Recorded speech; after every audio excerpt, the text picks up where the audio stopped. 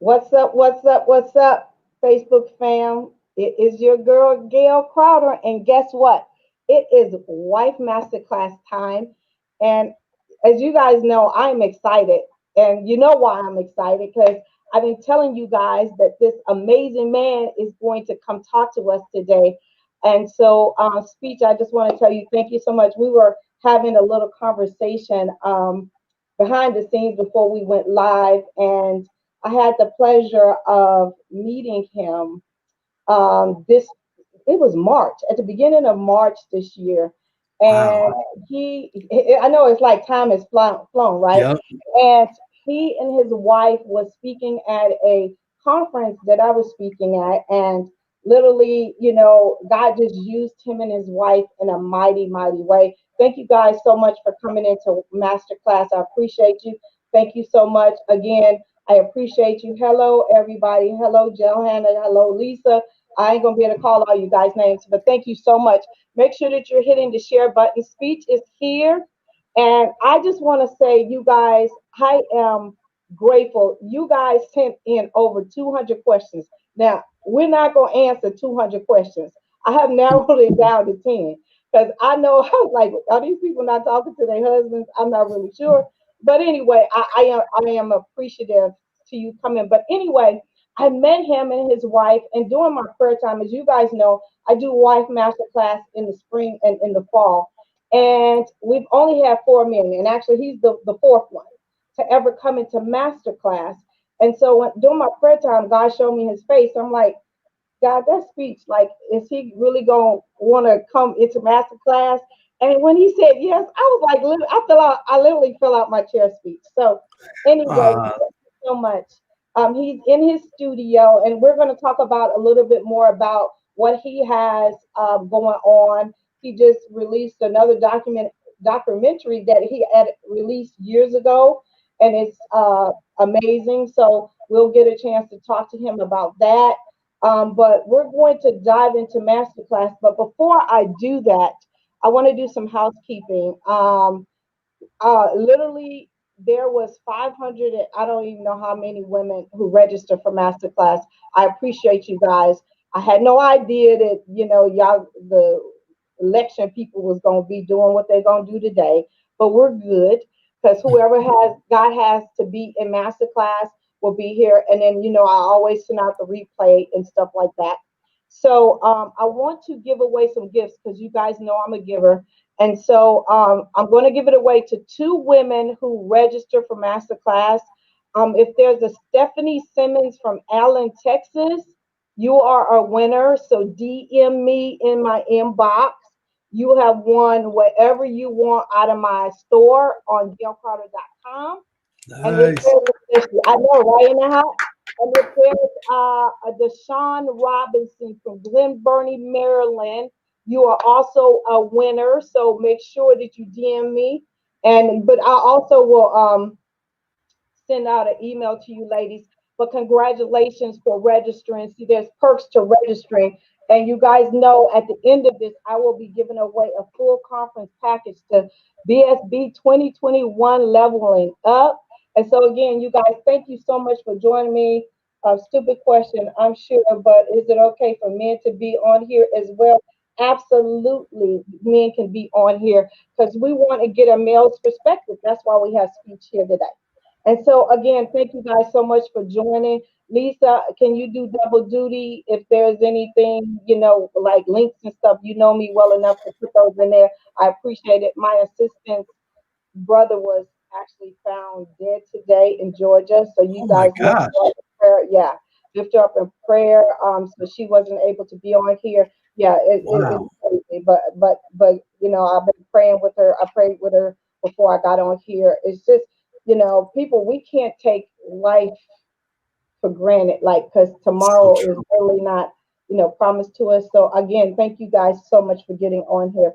So speech, again, Yes. thank you guys. I thank you and I thank your wife for allowing you to be able to come pouring us tonight.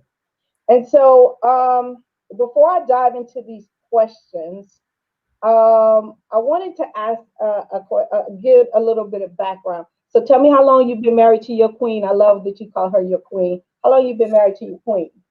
Yeah, we've been together for 30 years, and Wow. we've been married for 25 of those years, this December 16th. So yeah. Praise God. Praise God. Yeah, you guys got, I mean, I've been at it 32 years. Yeah, And that's awesome. yeah, had no business being married. I told a little bit about my story with Yeah, people on who know my story. Had like zero business yeah, being married. I was off yeah, the chain. My husband wasn't the one off the chain. I was the one off the chain. But thank God for deliverance. And so again, his wife yeah. is amazing in her own right. So let me dive into these questions so I don't keep you very long. Um, Thank you very much. They say congratulations. The first question is it a deal breaker to a man once he marries his wife and she looks a certain way when he's dating her and whatever, and she puts on a little weight or her appearance begins to change? Is that a deal breaker for a lot of men? Well, it may be for a lot of men, but I don't think it should be. I think that men have to, first of all, understand that women go through numerous changes, and when you're married, there's numerous phases and stages that most marriages will go through. So women will have children, women go through different hormonal changes during different stages of their life. And I've been with my wife for 30 years, and so weights will fluctuate. But I will say this: men are obviously visual people, Mm-hmm. and I will say that both the man and the woman, you serve your marriage and your relationship when you do stay conscientious. So you should stay conscientious about your appearance. If you were ever conscientious about it when you were dating or in the beginnings of your relationship, marriage should not be a trickaroo type of thing where the man or the woman, do all types of wonderful things in order to impress each other in the dating stage. And then when you get married, all of those things just drop off.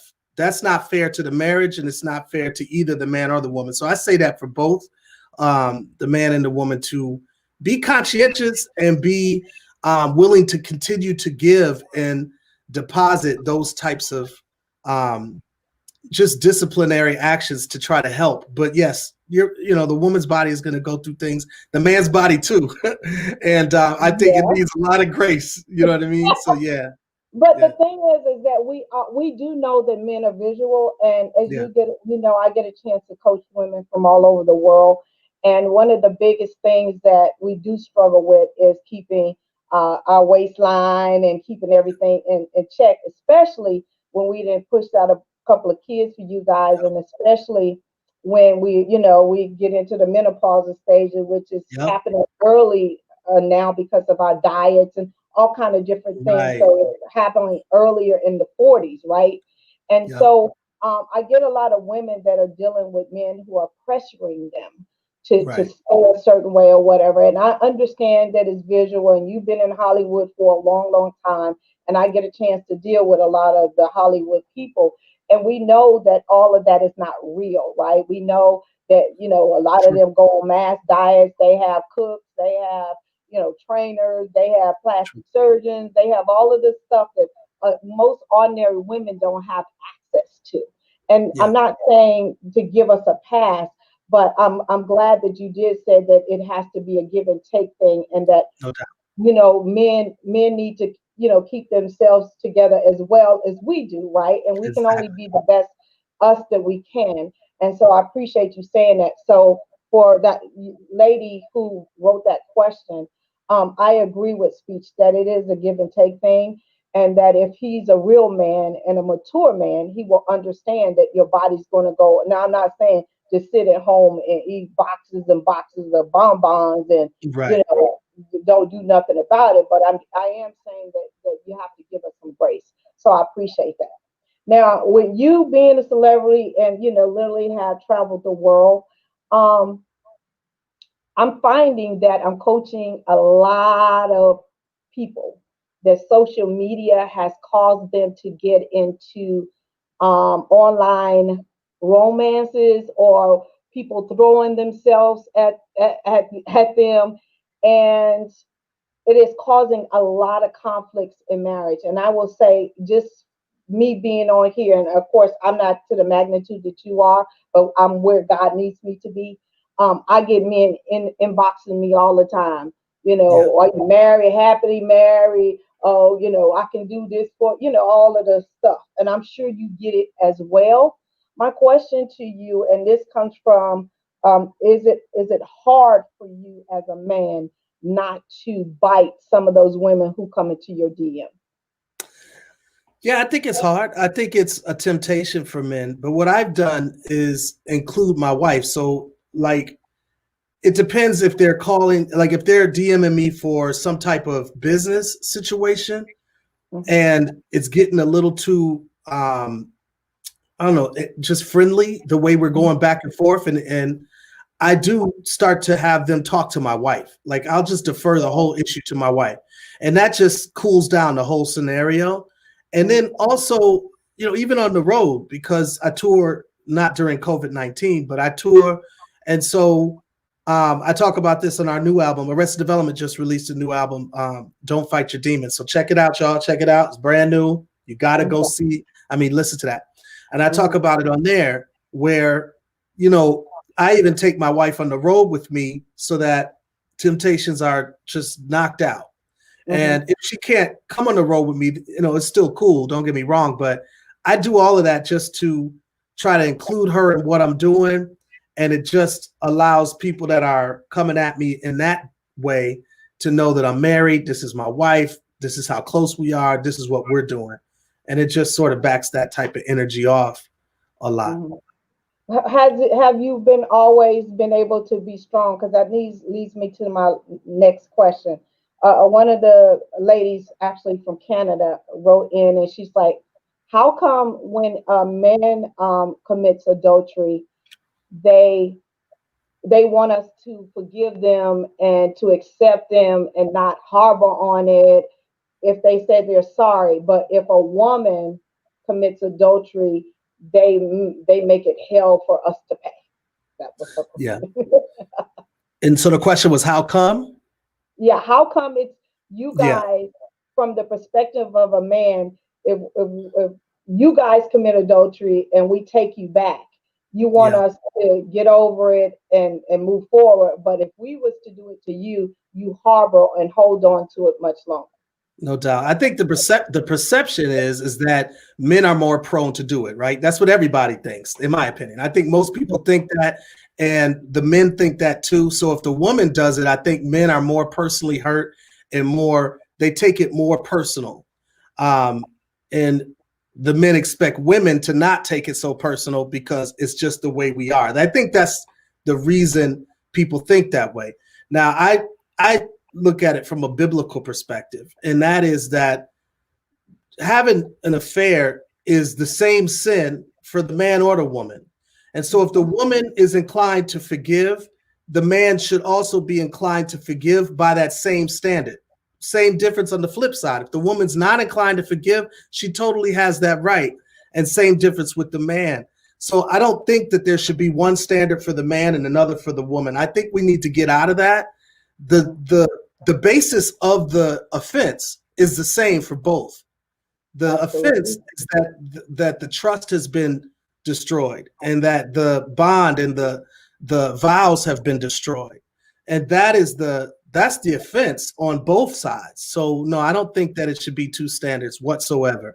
And women, I would say this, if you do forgive your husband, do it from your heart so that you really mean to do it as opposed to just doing it for his sake. You want to make sure you're doing it for your sake as well. You feel that there's something here that is redeemable and valuable to keep. Otherwise, don't do it. But statistics say, and I do this all day every day, that we are quicker to forgive in that Mhm. offense than you guys are. And True. statistic does say that men cheat 4 times quicker than a woman. We cheat Mhm. for different reasons, right? Right. We cheat because we feel, for one, we're not getting the accolades, we're not being supported, Yeah. we're being taken for granted, all of those different kind of things. Men cheat for total different reasons. And Yeah. so, but it is in my practice, and I've been doing this for 15 years, that it is harder for men to forgive women who have cheated, right, than a woman, right? And I think that's the way, like you said, society is set up that men are going to cheat, and so Mhm. we just need to forgive. But when we do it, it's like, oh my God, like she Right. done gave her body to somebody else, even Exactly. though, truth be told, most people have went into their relationships being with somebody else, but they can erase that. But I guess once you say, I'm yours, I guess that's Exactly. the other thing. So Exactly. uh, it is. I don't think we're ever going to be balanced with that. Like you said, I think that you have to take your vows very serious, and you have to forgive from your heart and not harbor and carry that. And I know that can be hard. I And I know. want Go ahead. and and you're right. Not everyone will follow that balance, but I do think for your viewers and listeners, for those that happen to have gone through this, you can strive to practice that balance in your relationship, even if others around you may not practice that, because the balance is that both of your trust and both of your emotions and feelings and relationships are equally important. And so when that has been damaged or when that has been betrayed, it is equally damaging to the man and the woman.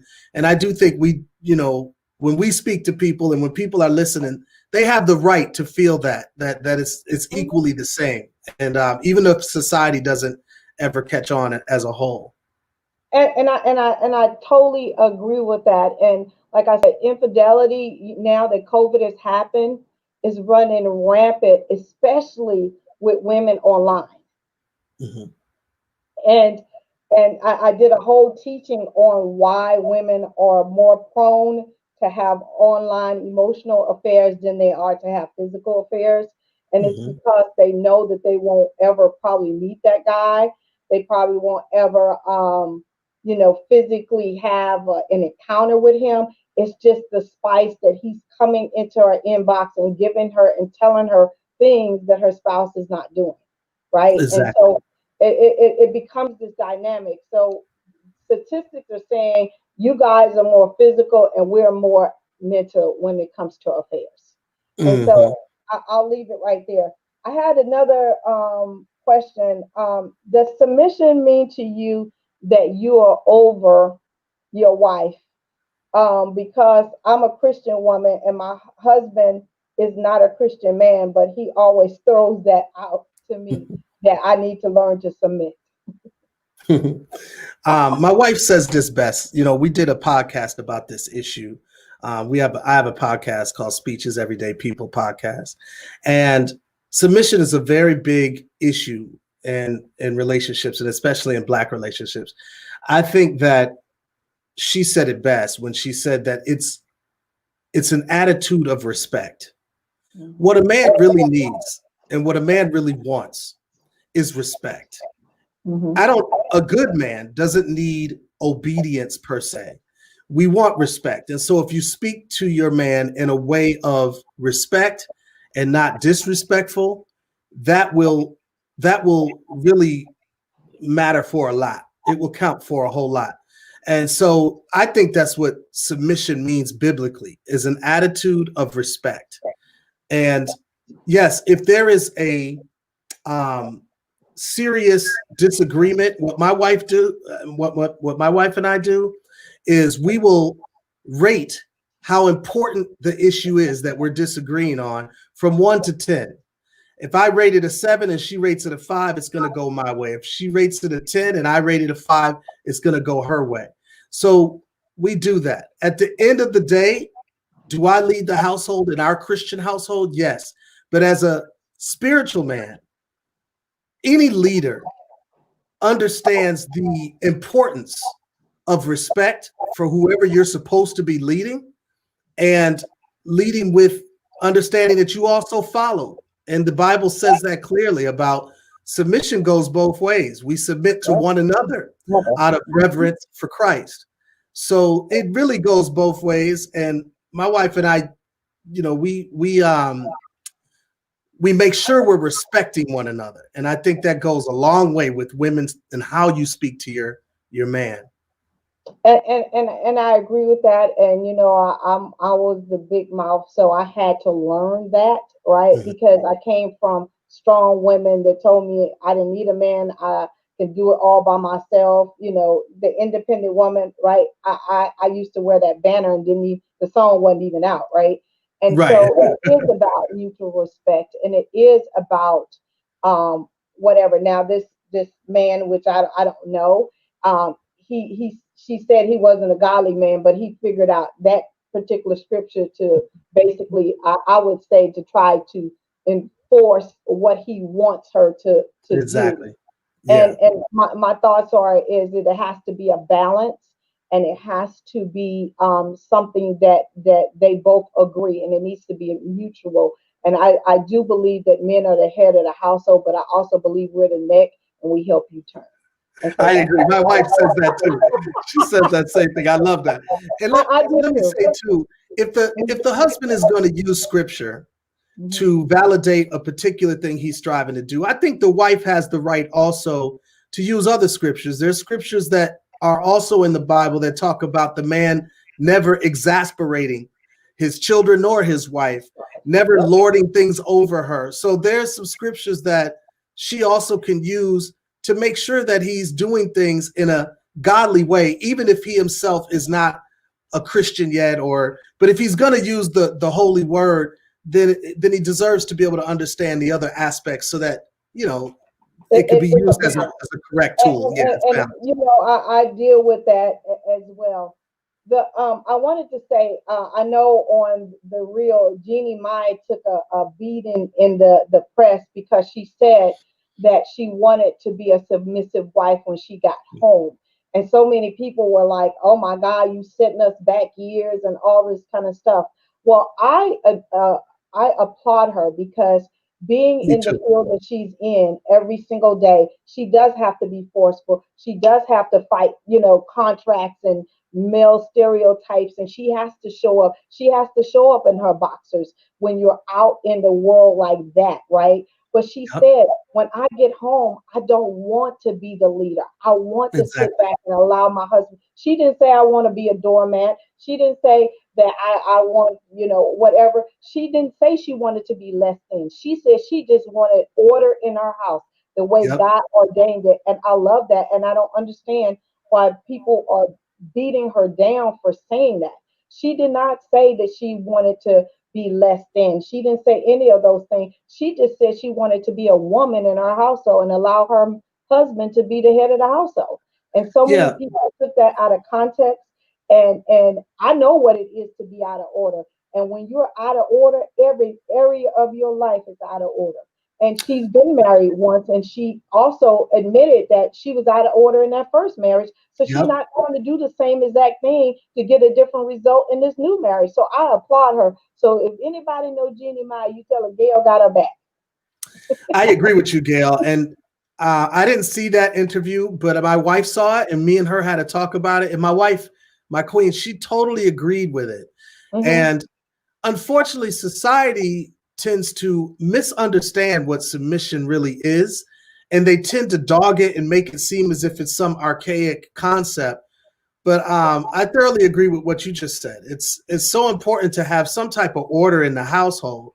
And I think she even said, Jeannie Mai said that, she was disrespectful in her past relationship and it didn't work out. Mm-hmm. The other thing that I think women can count on is when a man leads, he also has to take the brunt of responsibility for things that aren't going well. I think that's the other thing that is missing when people have this discussion about submission.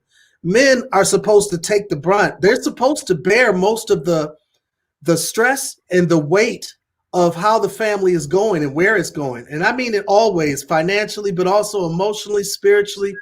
That's what a real leader does, is he or she is going to take that responsibility and put it on their shoulders. And I do that for my family. I have most of the weight. I purposely want my wife to not have to bear that weight.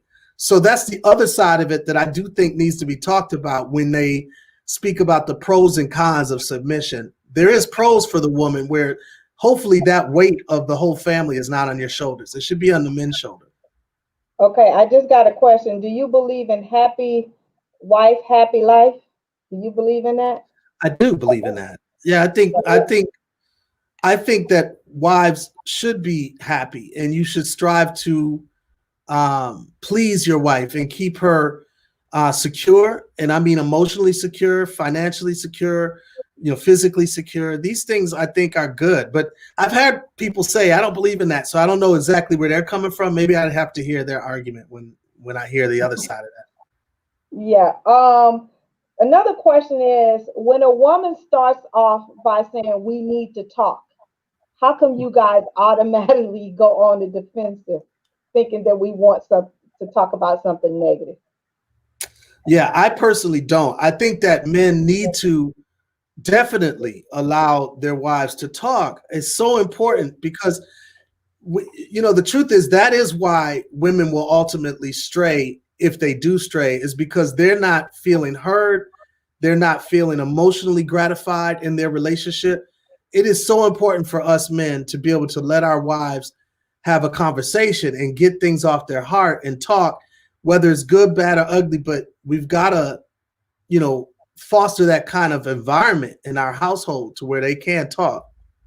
So I'm not a fan of backing off when my wife says, we got to talk.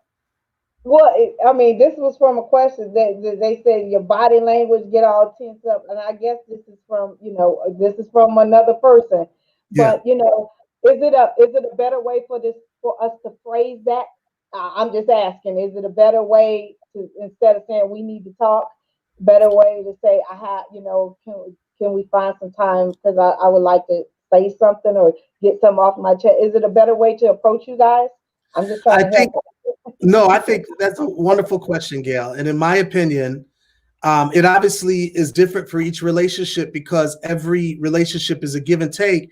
And some men need time to sort of just come home and relax for a moment or whatever. So there's all types of nuance in each relationship. But I will say this, one of the things that I think is so important when there is a problem in the relationship is to express to one another the good that their partner offers them. So like, you are really great at this, at this, at this. And there's one thing that I'd like us to work on. And the reason I say that is that a lot of times if you feel attacked, first of all, in the Bible, it says that Satan is our accuser.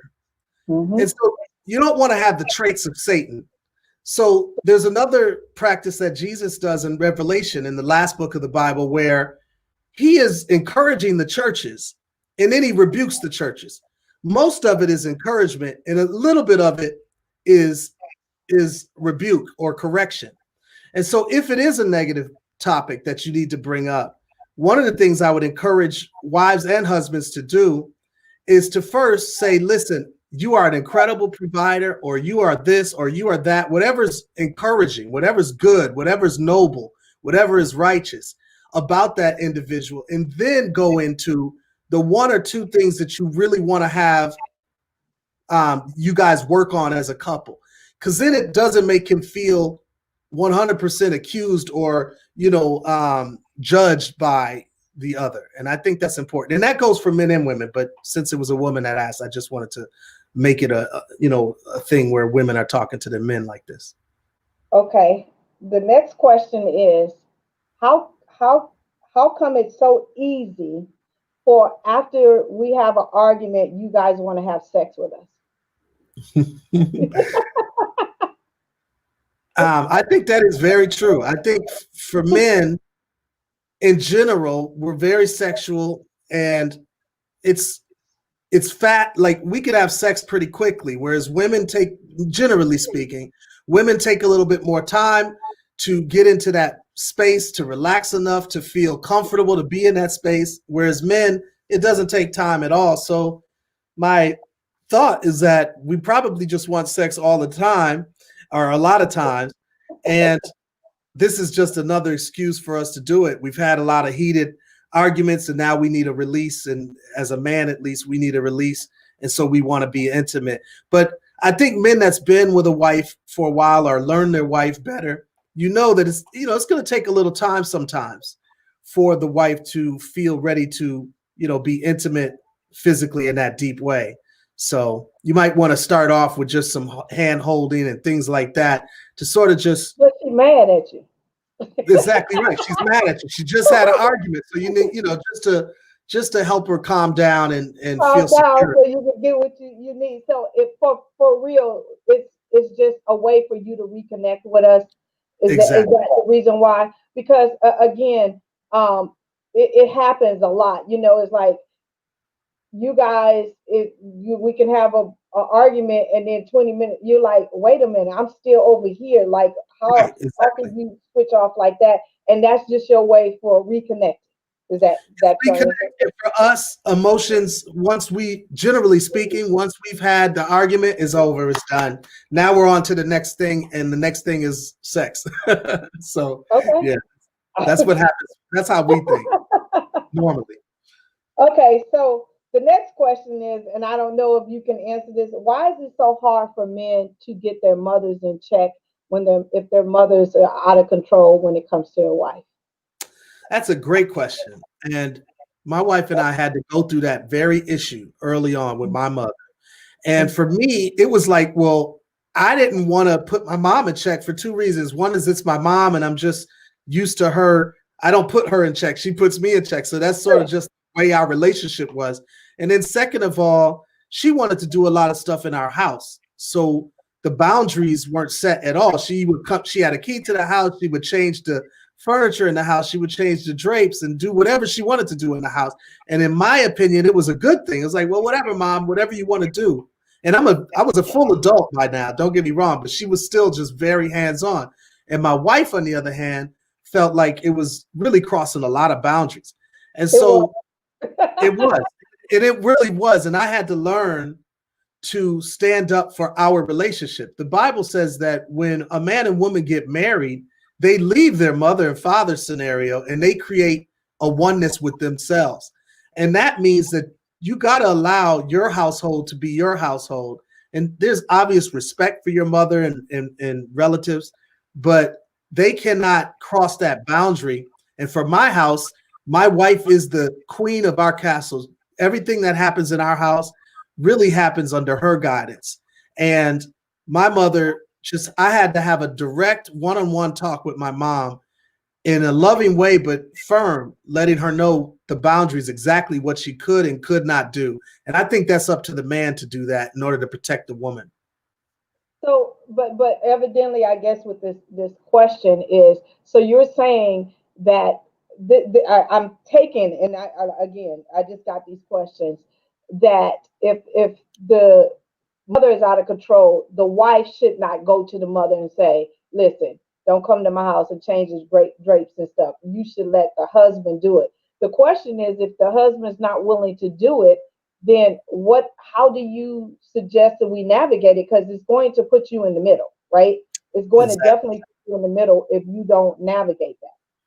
Well, I'm assuming that what we're having this talk for is for advice. And so even Yeah. if that hasn't been the case in the past, meaning the man has not been willing to do it, I Hmm. think the standard should become and need to work on the man doing it. And that's part of the double-edged sword of being a leader as a man. You Hmm. can't you can't leave your wife vulnerable to take the blame for various things that you yourself are supposed to set up a secure environment for her in the first place.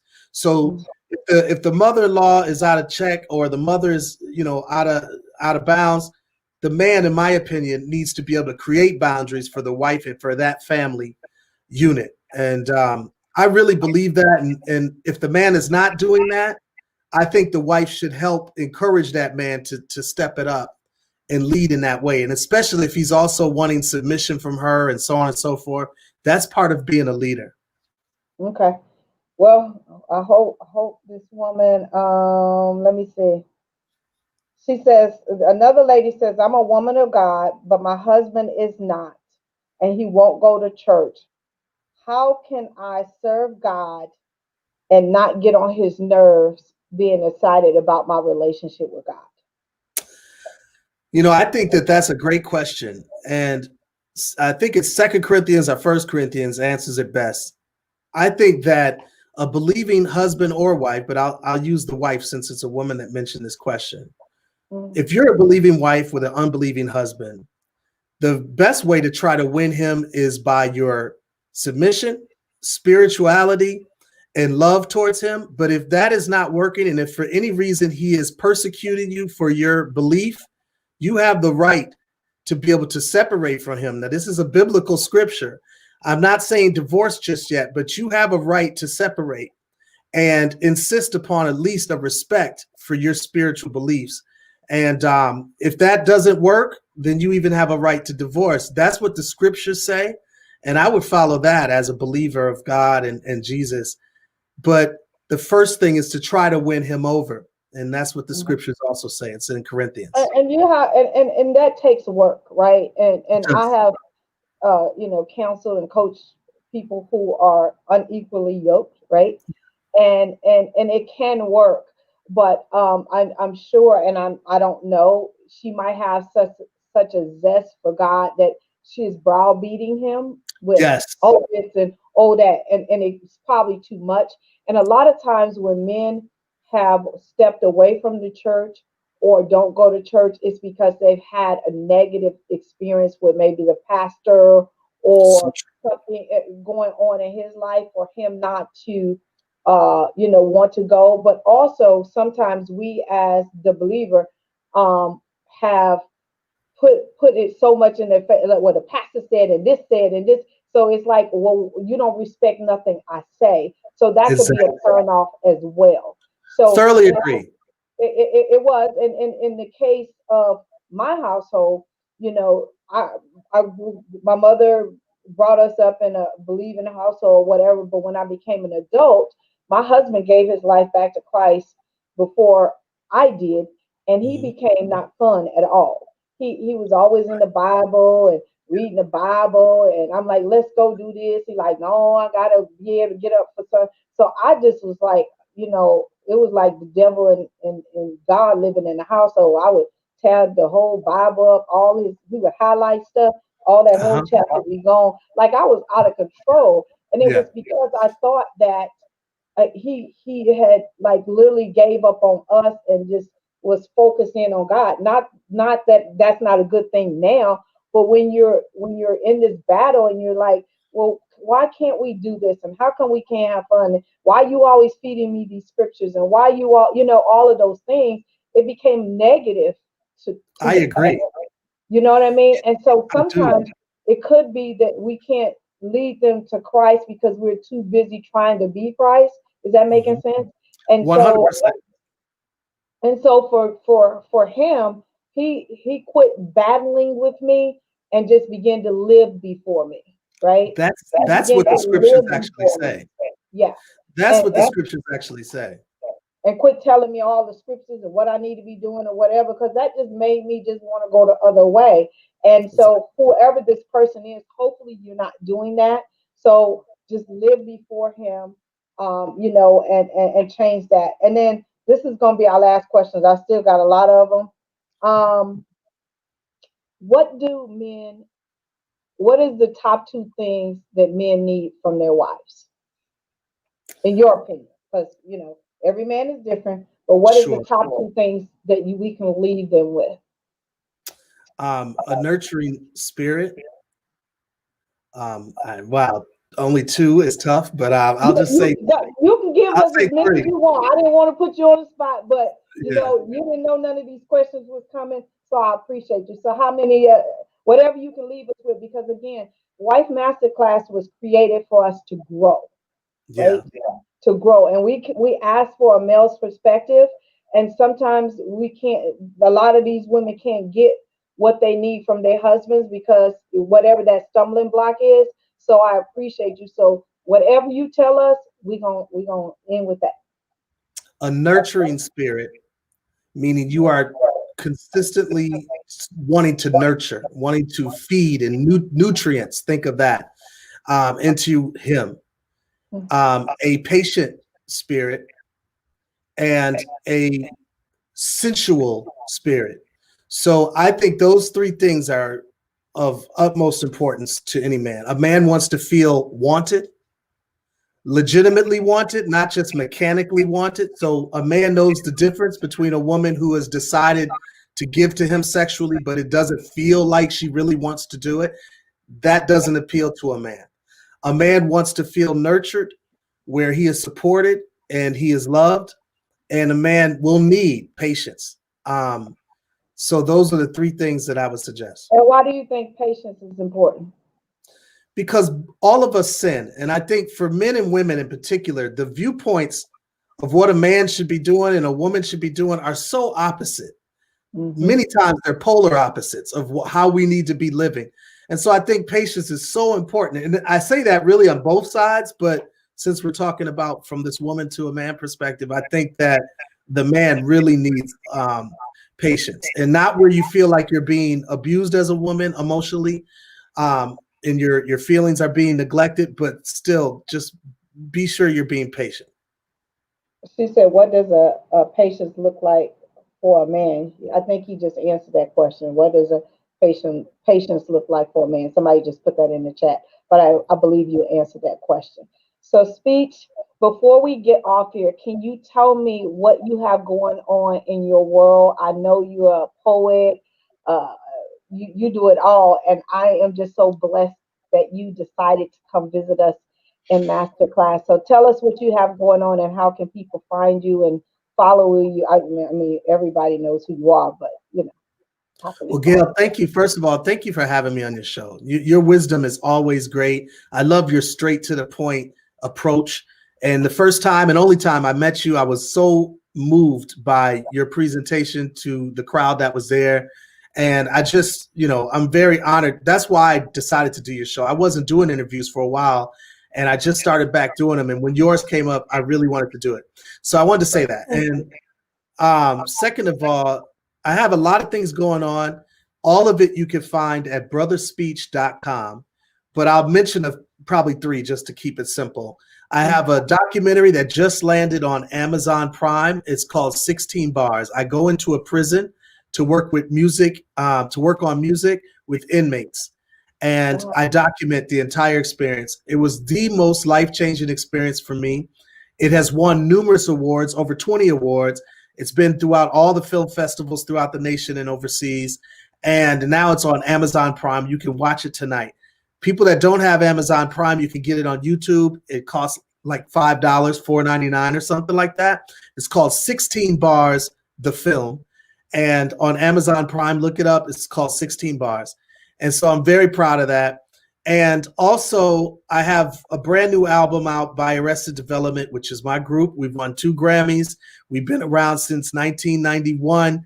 And this album is our best album since the very debut album we did that had Tennessee and People Every Day and Mr. Wendell and all of these various hits on it.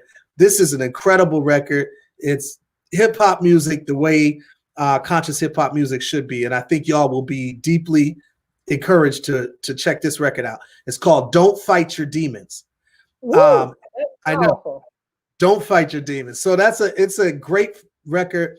And then third, I would say, I'm trying to think which thing I should say last. I probably would say I have a brand new single. No, I'll say this. I have a mini documentary called, and I hope I can say this on your podcast, but it's called The Nigga Factory. Yeah, and okay, cool. So The Nigga Factory is a mini documentary series that documents a 400-year assault on Black people's images throughout the world that created this imagery of us being less than, violent, hypersexualized, uneducated, lazy, and it's called The Nigga Factory. And I really want people to check out those 3 things. 3 things. Where's the camera? Yeah, there you go. 3 things. The Nigga Factory, Don't Fight Your Demons by Arrested Development, and 16 Bars, which is my full-length documentary on Amazon Prime. So those are the 3 things. Wow, Speaks. I am so grateful, and God just knows, because literally when he showed me your face, I was like, I'm gonna ask him, but he probably gonna be like, girl, bye. Like I'm around the world. I don't have time for you. But when you No, said this is yes my to honor. me, literally, I fell off the chair and I said, he said yes. I told my husband, he's like, who said yes? I said, Speak said yes. He's like, really? I'm like, yeah. I was just literally shocked. And so I thank you so much for joining I me thank here at you. Masterclass. All you guys, make sure that you support all his stuff. Like I'm telling you, he's an amazing, amazing guy. Outside of his fame, his fortune, he literally is an amazing man. And I think Thank you. your wife, tell Yolanda, I said thank you so much for allowing I will. to give to us, right, a male's perspective. I will. Again, we will be back next week, not speech, but we will be back where we welcome Dr. Uh, Deidre Russo into Wife Masterclass. She's going to be talking about the fruits of the spirit, right? How Ooh. to operate in those things. And I'm telling you, I only probably do about 3 or 4 of them. I'm still, a work in progress, walking in all of those fruits is kind of hard, especially in this day and time. But again, so you guys, thank you so much for joining me here in Masterclass. I will go back and it's like, I don't know how many, like literally, it is so many comments in here. I will go back and I will answer your comments, but make sure you follow Speech on Instagram. That's your hangout, right? Instagram and YouTube. Where your hangout at? Yeah, my hangouts are Twitter and Instagram. It's at speech underscore underscore. So at speech underscore underscore on Twitter and Instagram. Well, thank you so much because my hangout is Facebook. Okay, I Okay, know everybody like you need to be on the ground, but Facebook loves me, so that's where I hang out most of the time. I And feel you. so, but anyway, I thank you for hanging out on Facebook, but I do follow you on Instagram. And again, you guys have an amazing night. Make sure you stay safe. Make sure you put on a mask. Make sure you get prepared to vote because you need to vote like your life is dependent on it. I don't care who you vote for, but get out and vote. All right. Love you guys to pieces.